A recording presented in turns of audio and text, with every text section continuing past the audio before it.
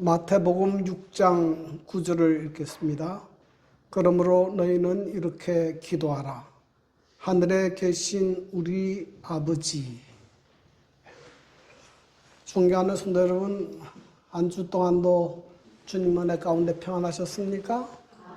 오늘 복되고 거룩한 안식일에 성도 여러분들 뵙게 돼서 대단히 반갑습니다. 이제 2025년도도 한 해가 저물어 가는데 이 마지막 시간들은 기도와 관련해서 좀 말씀을 드리고자 합니다. 지난 시간에는 기도는 무엇이며 기도를 왜 해야 되는지 말씀을 드렸다면 오늘부터는 기도를 어떻게 할 것인지 기도의 자세와 방법에 대해서 말씀을 드리고자 합니다. 기도를 어떻게 할 것인가? 가장 모범적인 기도는 어디에 있는가?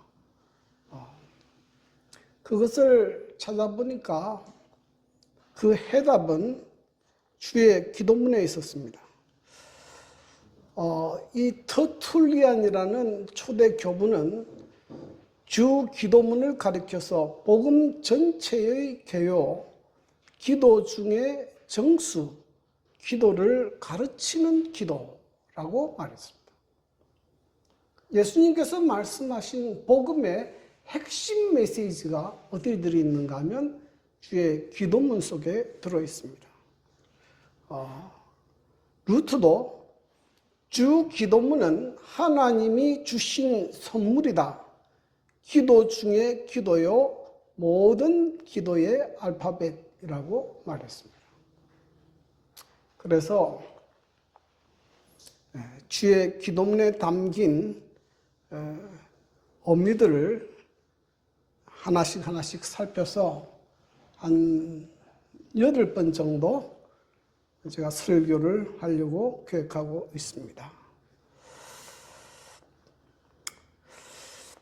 예수님의 생애를 살펴보면 예수님의 지상 봉사의 생애는 기도로 시작하셨고 기도로 마치셨습니다. 그리고 하루의 일과도 기도로 시작해서 기도로 마치셨습니다. 예수님은 하루 종일 지치도록 일하셨습니다. 그런데 어떻게 활력을 얻으셨는가? 그것은 기도를 통해서 힘을 얻으셨습니다. 산상보험 102페이지에 이런 말씀이 있습니다. 그분께서 고된 하루를 마감하는 기도의 시간에서 돌아오실 때 그들은 그분의 얼굴에서 평화의 모습, 곧 전신을 휩싸고 있는 듯한 상쾌함을 보았다. 그분은 아침마다 하나님과 더불어 시간을 보낸 후에야 사람들에게 하늘의 빛을 전하기 위해 나가셨다. 제자들이 예수님께서 어디서 힘을 얻는가 보니까 기도로 힘을 얻으시는 것을 보셨습니다. 그래서 제자들도 예수님에게 기도를 가르쳐달라고 요청했고 이 요청에 의해 예수님께서 제자들에게 기도를 가르치는 모습을 볼 수가 있습니다.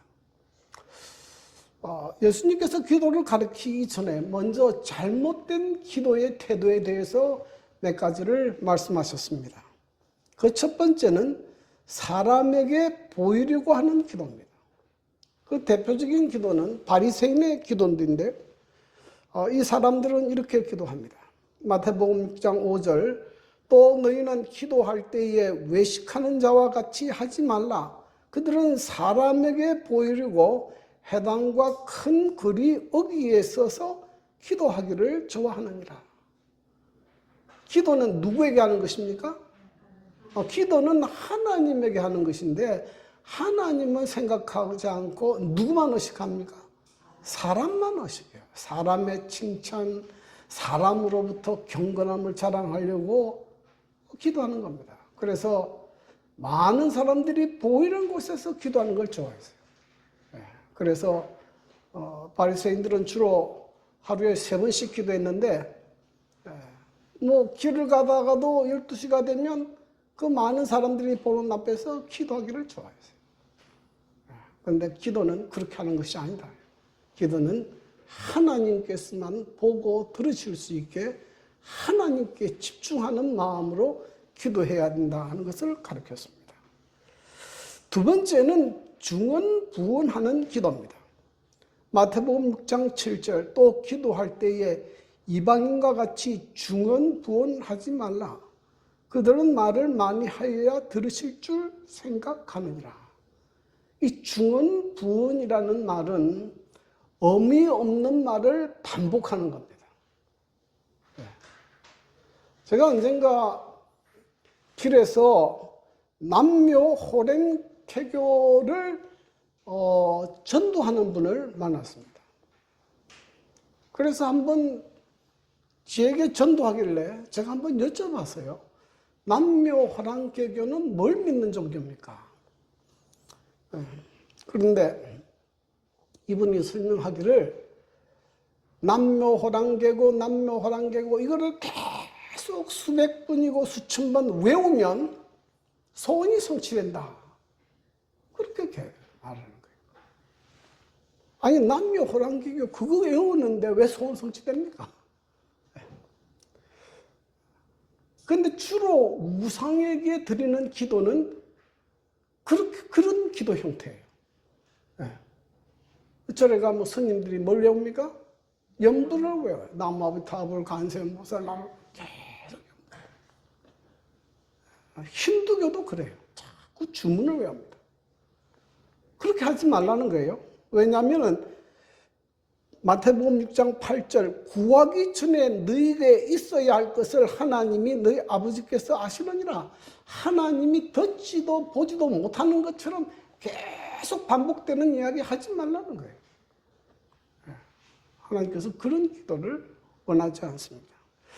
열왕기상 18장에 보면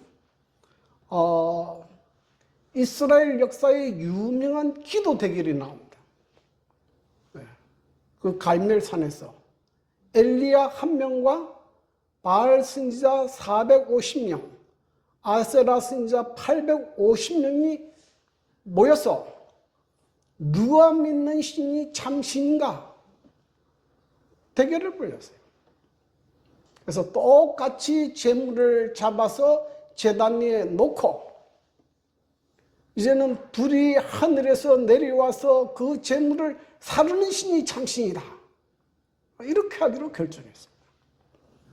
그런데 바알과 아세라 제사장들은 850명이 아침부터 정오까지 계속 기도를 들었죠.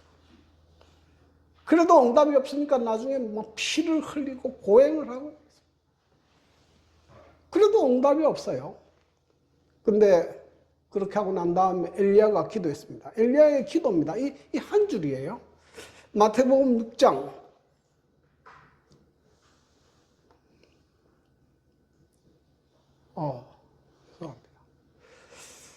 11기상 18장 37절 38절 여호와여 내게 응답하소서 내게 응답하소서 이 백성에게 주 여호와는 하나님이신 것과 주는 그들의 마음을 되돌이키심을 알게 하옵소서 하매 이에 여호와의 불이 내려서 번제물과 나무와 돌과 흙을 태우고 또 도랑의 물을 핥은지라. 하나님의 드리는 기도는 미사여구를 써서 복잡한 이야기를 하는 것이 아니고 아주 단순하고 명료하고 그리고 진실된 마음으로 하는 것입니다. 그래서 하나님께 드리는 기도는 같은 말을 되풀이하는 반복적 기도나 사람에게 보이려 하는 기도가 아니다. 그렇게 말씀을 하셨습니다. 그리고 말씀하셨어요. 그러므로 너희는 이렇게 기도하라. 이 말씀 속에 기도의 우선순위와 기도의 자세, 무엇을 위해서 기도할 것인지 기도의 내용에 대하여 말씀하고 있습니다. 그래서 우리가 이 주의 기도문을 단순히 암송하는 것보다 그 의미가 무엇인지를 알아야 돼요. 그래야 우리가 바르게 하나님 앞에 기도드릴 수 있습니다. 오늘은 기도의 대상입니다. 우리가 드리는 기도의 대상, 우리는 누구에게 기도하는가? 예수님은 이렇게 설명하셨어요. 하늘에 계신 우리 아버지. 우선 첫 번째는 하늘에 계신 분이라고 설명합니다. 여러분, 성경은 하늘을 3계층으로 되어 있다고 설명합니다. 첫 번째는 우리가 보는 하늘입니다. 구름이 있고 비가 내리고 새가 나는 우리가 일상에서 보는 파란 하늘이 있습니다. 이게 첫째 하늘이고요. 둘째 하늘은 해와 달과 별들이 있는 우주 공간을 의미합니다. 다윗은 이 우주 세계를 보면서 이런 노래를 불렀어요. 하늘이 하나님의 영광을 선포하고 궁창이 그의 손으로 하신 일을 나타내는도다. 저도 하늘의 별을 보고 회심하는 경험을 했기 때문에 정말 하늘의 별은 신기해요. 그 수많은 은하계가 하늘에 있으면서 질서정연하게 운영한다는 것은 정말 놀라운 일이고요. 하나님이 없이는 일어날 수 없는 일이에요. 이런 우주 공간이 있습니다. 그리고 세 번째는 하나님이 거하시는 처소인 셋째 하늘이 있습니다. 바울은 이 셋째 하늘에 갔다 왔다고 얘기하죠. 고린도서 12장 2절 셋째 하늘에 이끌려간 자라. 요한계시록 4장에는 하나님의 보좌가 있는 하늘을 묘사하고 있습니다. 우리가 믿는 하나님은 이 하늘에서 이 온 우주를 당신의 뜻대로 통치하고 있습니다. 우리가 믿는 하나님은 그 하나님을 믿는 거예요. 그래서 성경은 이야기하기를 전도서 5장 2절 너는 하나님 앞에서 함부로 입을 열지 말며 급한 마음으로 말을 내지 말라. 하나님은 하늘에 계시고 너는 땅에 있습니다. 하나님 앞에 나갈 때는 존경과 경외심을 가지고 나가야 한다. 그렇게 표현합니다. 또 하나는 이 하늘에 계신이라는 뜻은 하나님은 인간과 차원이 다르다는 것을 의미하는 것입니다. 하나님은 하늘에 계시고 우리는 땅에 삽니다. 하나님은 창조주이시고 우리는 피조물입니다. 하나님은 우주를 통치하시는 분이시고 우리는 다스림을 받는 자입니다. 하나님은 우리와 다른 차원에 계시는 분입니다. 여러분, 높이 나는 새가 멀리 본다는 말이 있습니다. 우리가 지상에 살면서 같은 선상에서 쳐다보면 잘 보지 못하는 것들이 많아요. 그런데 높은 곳에 올라가면 전체를 파악할 수 있고 전체를 볼 수 있어요. 그래서 집에 앉아 있을 때는 내가 제일 큰 것 같고 우리 마을의 빌딩도 크고 그러는데 산꼭대기에 올라가서 딱 쳐다보면 어떤 생각이 듭니까? 우리가 자랑하는 그 세상이 얼마나 적고 나는 얼마나 작은 존재라는 걸 깨닫게 돼요. 높은 곳에 가야 정확하게 봅니다. 근데 하나님은 하늘에 계시기 때문에 하나님은 모든 것을 한눈에 보십니다. 그리고 처음과 끝을 동시에 보십니다. 그래서 여러분 성경에 이런 말씀이 있습니다. 이사야 55장 8절 9절 이는 내 생각이 너희 생각과 다르며 내 길은 너희 길과 다름이라. 여호와의 말씀이니라. 이는 하늘이 땅보다 높음 같이 내 길은 너희 길보다 높으며 내 생각은 너희 생각보다 높음이라. 그래서 하나님께서 생각하는 길과 우리의 생각하는 길이 다르다는 것이에요. 달라요. 여러분 성경에 보면 요셉은 이 꿈을 통해서 지도자가 되는 그런 꿈을 가지게 됐습니다. 아마도 요셉은 그 꿈을 위해서 기도했을 거예요. 그런데 그는 지도자가 되는 꿈과는 정반대의 길로 갔습니다. 그는 애굽의 노예로 팔려갔고 또 설상가상으로 노예로도 있지 못하고 감옥까지 들어갔어요. 요셉의 생애를 보면 기도가 응답될 가능성은 전혀 없습니다. 그런데 그곳에서 뭐가 됩니까? 애굽의 총리로 되는 사건이 일어나게 됐어요. 그러니까는 애굽의 노예로 팔려가고 감옥에 들어가는 과정이 뭐 하는 과정입니까? 하나님께서 요셉을 지도자로 훈련시키는 과정입니다. 기도의 응답의 과정이에요. 그런데 그것은 요셉이 생각하는 거하고는 전혀 달라요. 그렇죠.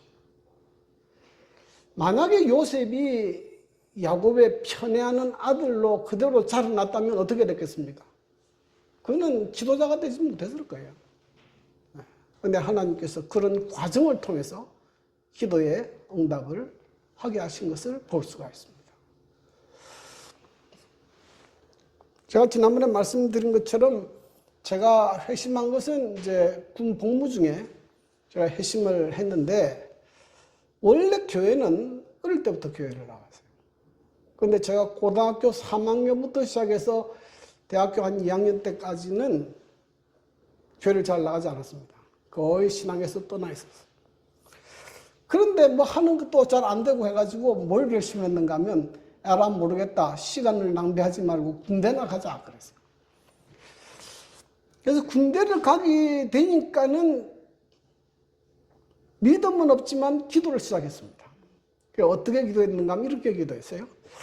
하나님, 제가 교회는 잘 안 나가지만 그래도 뭐 특별하게 악하게 산 건 없고 착하게 살았고 나쁜 짓 별로 한 것도 없고 그러니까 하나님 저를 잘 봐주셔서 편안하게 있다가 무사하게 건강하게 제대할 수 있도록 도와주십시오. 다 기도했어요.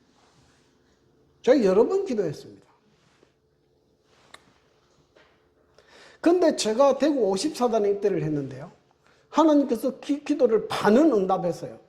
왜 그런가 하면 그 가보니까 내 고등학교 동창들이 그 말년병장이 돼 있더라고. 내가 군대를 조금 늦게 가니까 다 말년병장이에요. 동창이 오니까 얼마나 좋다고 뭐 잘해주는지 말이에요.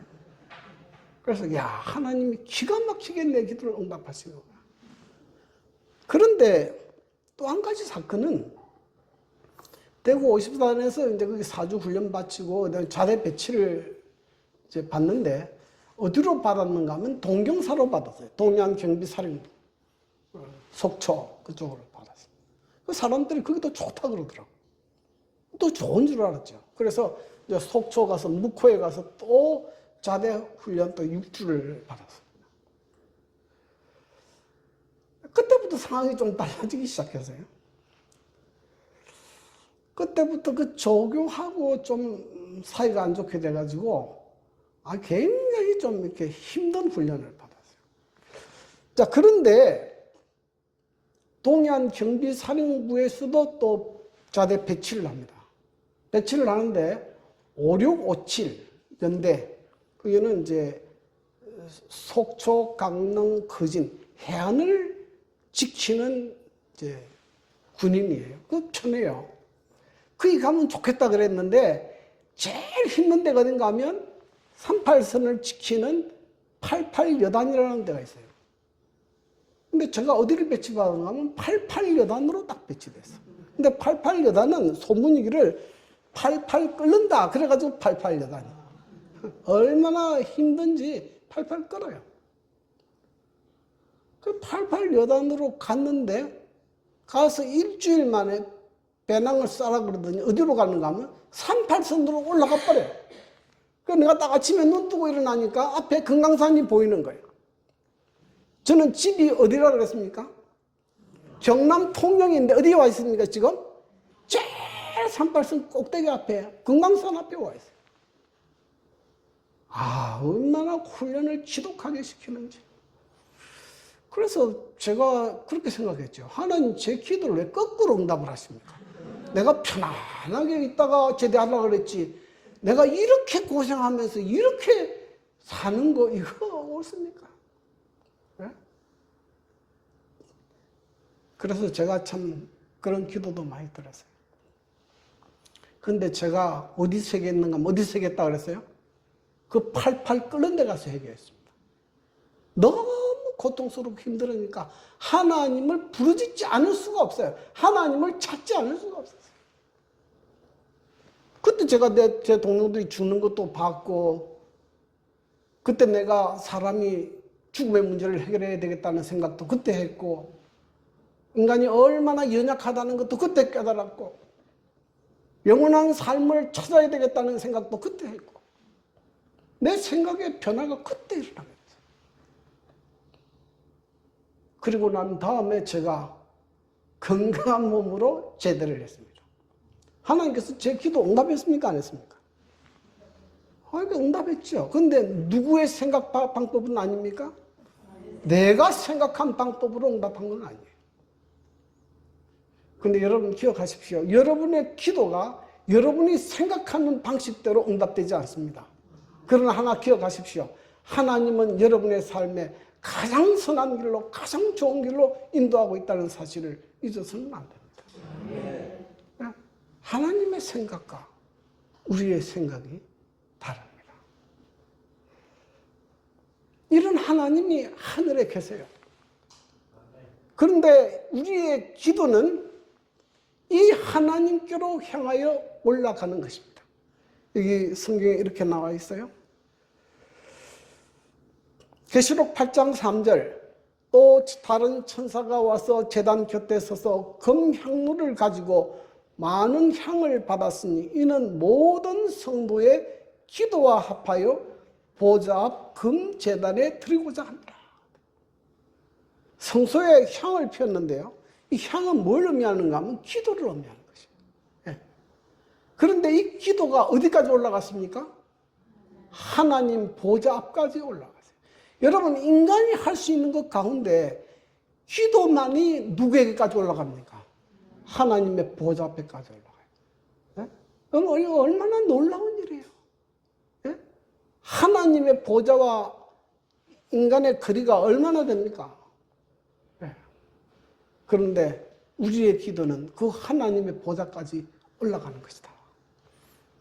그래서 이 정로의 계단에 참 놀라운 말이 있는데요. 기도는 우리가 어떠하다는 것을 하나님께 알리기 위함이 아니요, 우리로 하여금 그를 받아들일 수 있도록 하기 위함이다. 기도는 하나님을 우리에게로 내려오시게 함이 아니요, 우리로 하여금 그에게로 뭐하게 하는 것이다? 올라가게 하는 것이다. 네, 기도하면 하나님이 내려와서 우리의 소원을 이루어지는 것이 아니고, 기도하면 누가 올라가는 것이라고요? 내가 점점 하나님께로 올라가게 되는 것이다. 하나님의 뜻을 이해하게 되고 점점 하나님의 사랑을 깨닫고 점점 더 믿음이 성장하게 되는 것이에요. 그래서 여러분, 기도하는 사람은 믿음이 굉장히 빨리 성장합니다. 기도하지 않으면 믿음이 생기지 않아요. 우리 같이 목회하시는 목사님 중에 그 아버지가 거의 절을 세우신 분이 한 분 있어요. 그러니까 그거는 뭐 아주 깊이 이제 불교에 몰두한 집안인데, 이분이 무슨 신앙을 배우려고 간 게 아니에요. 대구에 있었는데 그분이 대구 삼육영어학원에 영어를 배우러 갔어요.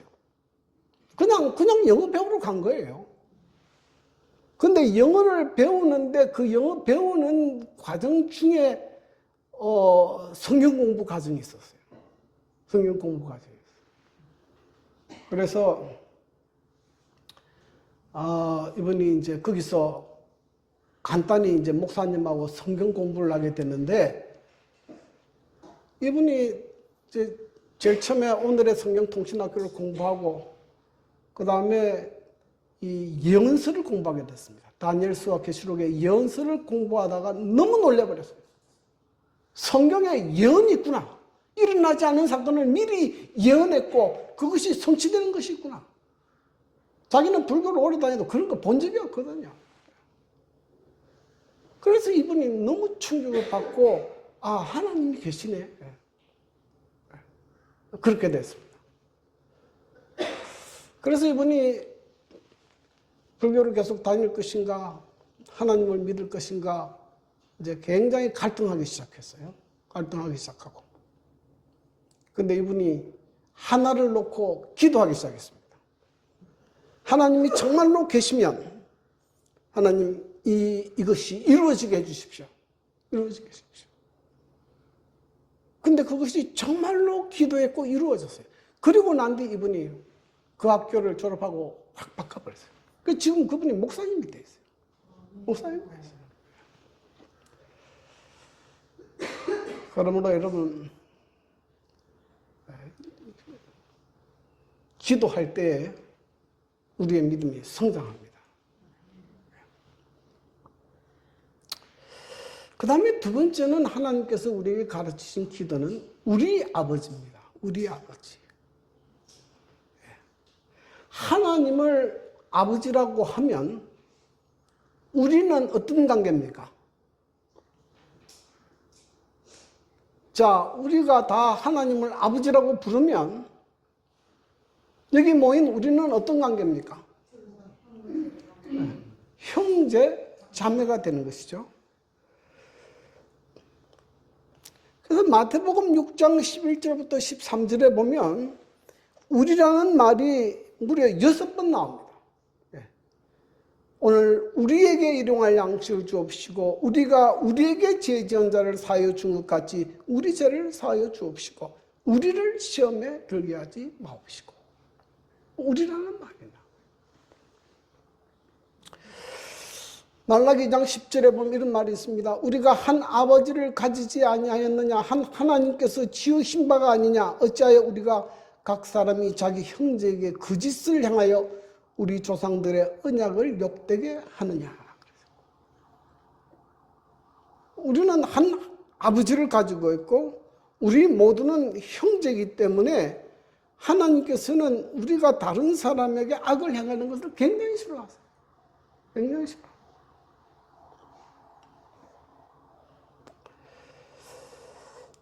여러분 성경에 보면 여러분들이 잘 아는 사건이 있죠. 노아가 포도주를 먹고 취해가지고 벌거벗고 누워있을 때에 그 세 아들이 향한 행동이 이제 기록되어 있어요. 근데 그 아들 함은 아버지가 벌거벗은 것을 보고 어떻게 했습니까? 어떻게 했어요?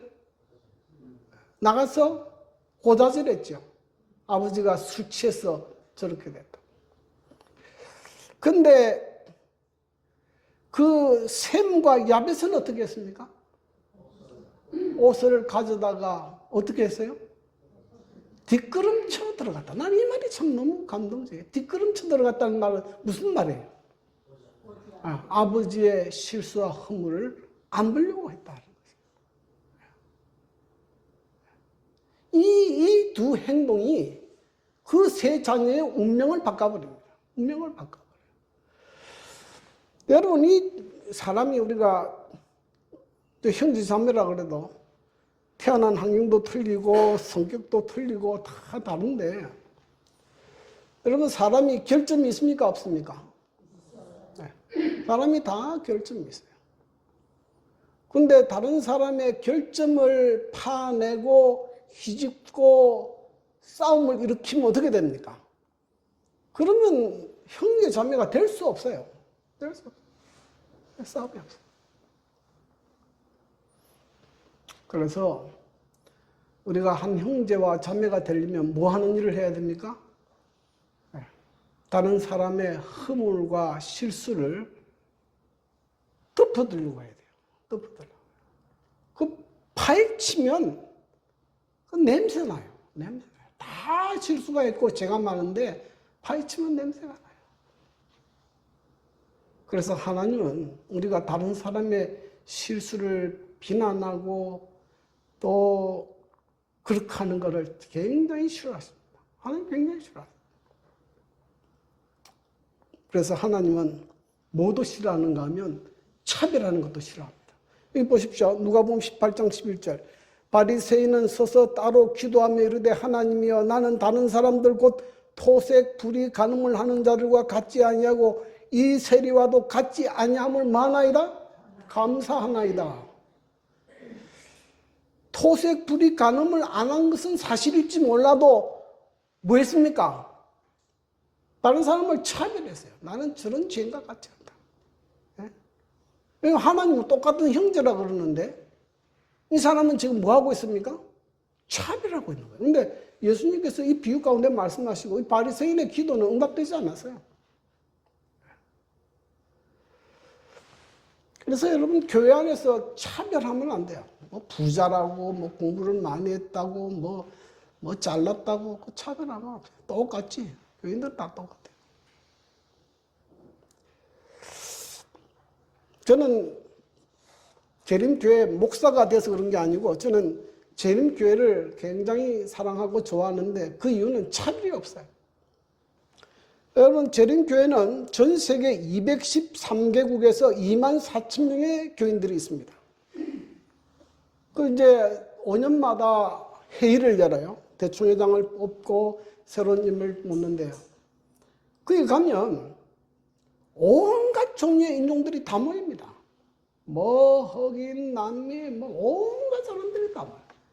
아무도 차별하지 않아요. 아무도 차별하지 않아요. 네.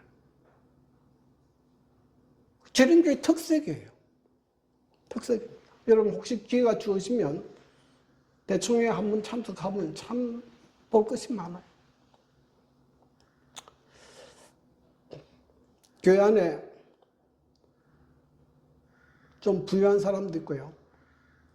좀 가난한 사람도 있고 또 많이 배운 사람도 있고 배우지 못한 사람도 있고 다양해요. 근데 하나님께서 내게 재물을 많이 주셨으면 그건 좀 나누라고 주신 것이고 좀 많이 배웠으면 남을 위해 봉사하라고 주신 것이지 그것을 뭐 하라고 하는 것이 아니에요. 다른 사람을 차별하고 무시하게 해서 주신 것이 아니에요. 그래서 우리가 기도할 때 조심해야 될 것이 뭐냐면은 우리를 위해서 기도해야 돼요. 나만을 위한 기도, 나만 생각하는 기도. 하나님께서 원하지 않는 기도예요. 제가 이 자연계에 일어나는 일들을 살펴보니까 거기도 그런 일이 있다 그래요. 코끼리는 한 마리의 코끼리가 다치면 다른 코끼리들이 둘러싸서 보호한다고 합니다. 어떤 거북이가 뒤집어져서 하늘로 발을 버둥거리고 있는데 그대로 놔두면 거북이가 죽죠.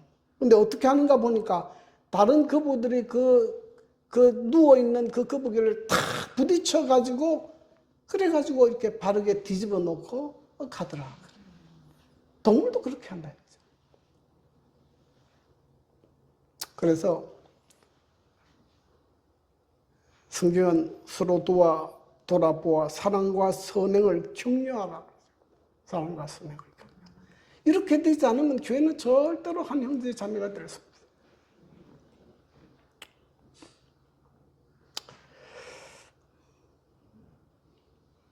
제가 어젠가 텔레비전을 보는데 서장훈의 이웃집 백만장자 하는데 이광희 패션 디자인에 대한 이야기가 나오더라고요. 이광희 패션 디자이너가 누군지도 몰랐는데 TV를 보고 좀 알았어요. 이분은 앙드레 김만큼 유명한 사람이었다 그래요.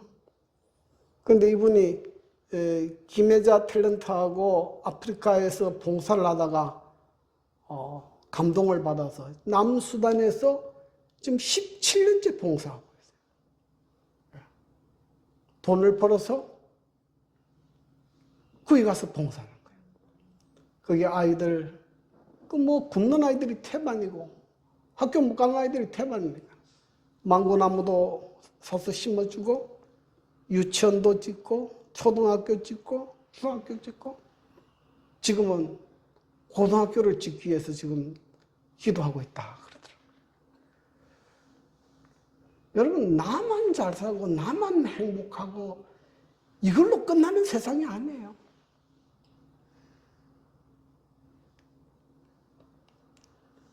누구를 생각할 줄 알아야 됩니까? 이 지구는 거대한 한 가족이에요. 우리입니다. 우리를 위한 기도예요. 야고보 4장 3절 구하여도 받지 못하면 정욕으로 썰이고 잘못 구하겠답니다. 그래서 여러분 아이들을 키우다 보면 아이들이 어릴 때는 누구만 생각합니까?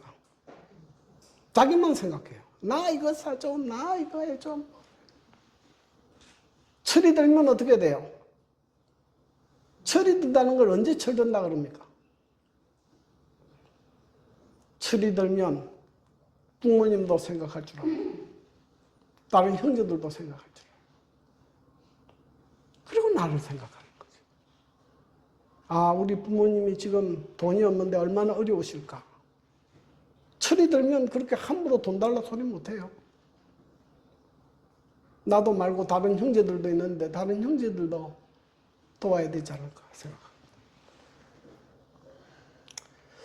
그래서 여러분 우리의 기도도 철이 들어야 돼요.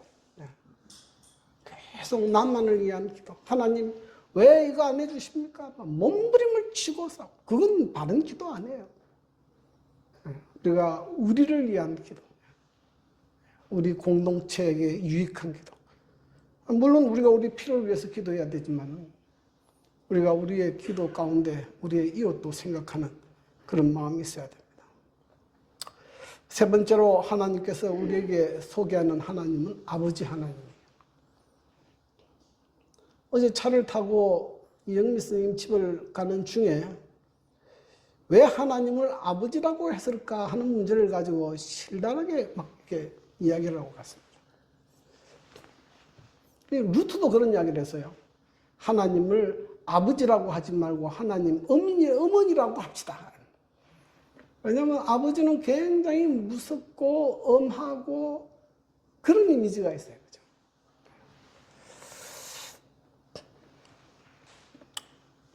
그거는 아버지들이 하나님을 잘못 나타내서 그런 거예요.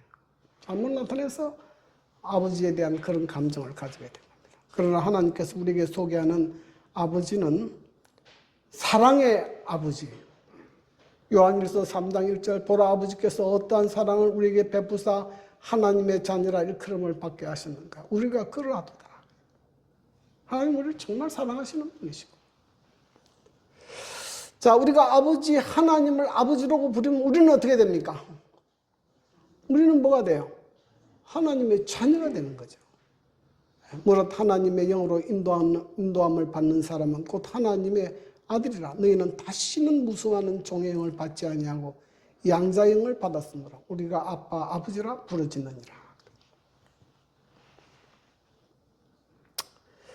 자, 하나님 우리 아버지시고 우리는 하나님의 자녀이기 때문에 하나님께서는 우리의 모든 것들을 공급하십니다.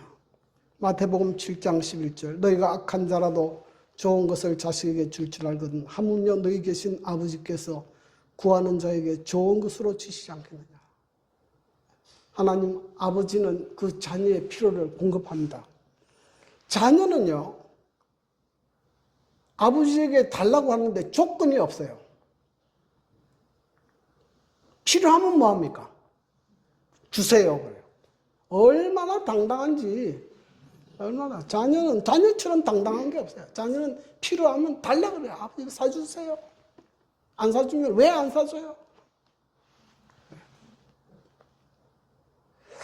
근데 인간 아버지는 한계가 있습니다. 저는 저희 아버지가 참 좋으신 분이고 참 저를 사랑하신 분인데요. 저희가 자랄 때는 7남매로 자랐거든요. 그리고 우리 할머니까지 살아계셨으니 10가족이었습니다. 6.25 사변을 거쳐서 일제치하를 거쳐서 그렇게 살아오셨는데 제가 아버지한테 뭐 사달라 그러면요 언제나 반으로 깎아서 사주셨어요. 반으로 깎아서. 저는 속으로 늘 그게 불만이었습니다. 아버지 사준다면 아니 내가 원하는 대로 사주지 왜 깎아 사줄까? 제가 여러분 그때 이야기하지 않습니까? 골덴 텍스 양복을 내가 교복을 사달라 그랬는데 아버지가 갔다 오더니 이거 되게 좋은 거라고 일본 사지수봉하고 면으로 된 옷들이를 사가지고 왔더라고. 내가 얼마나 화가 나든지. 내가 뭘 몰랐는가 하면 그때 우리 집안 형편이 얼마나 어려운지를 몰랐어요.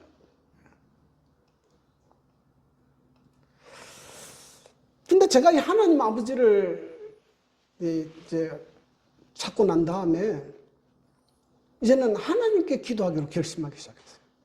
내가 이제는 더 이상 우리 아버지의 도움을 받지 않고 하나님 아버지께 모든 걸 구하고 내가 살아야 되겠다. 결심을 하고 그 다음부터 대학 갈 때 등록금이고 뭐 결혼하는 것이고 그 이후에 집을 뭐 얻는 것이고 전부 다 기도했는데요. 하나님은 제가 바라고 기대한 것보다 훨씬 더 큰 것을 주시더라고요. 아, 하나님은 이런 분이구나. 그래서 저는 경험을 통해서 하나님이 얼마나 좋은 분인지 압니다. 네, 하나님은 우리를 사랑하시고 우리의 필요를 공급하시고 우리를 위험 가운데서 보호하십니다. 여러분 기억하십시오. 우리는 고아들이 아니에요. 하나님께서 우리를 아버지라고 부르셨고 우리를 당신의 자녀라고 말씀하셨습니다.